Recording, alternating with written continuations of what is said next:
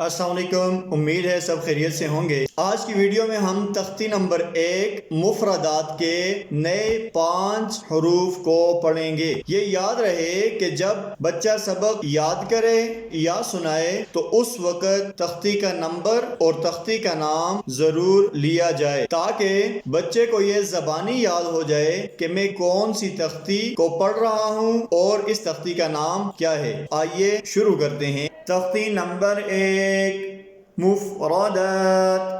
مفردات کے معنی ہیں الگ الگ حروف۔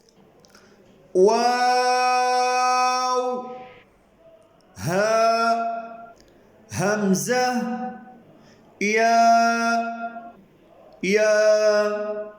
تختی نمبر 1 جس کا نام مفردات ہے، اور مفرد کہتے ہیں اکیلے کو، یعنی پہلی تختی کے اندر جتنے بھی حروف ہیں وہ اکیلے اکیلے لکھے گئے ہیں، اس لیے ان سب کو مفردات کہا جاتا ہے۔ امید ہے تختی نمبر 1 مفردات آسانی سے سیکھا جائے گا۔ اگلی ویڈیو میں نئے لیسن کے ساتھ انشاءاللہ حاضر ہوں گے۔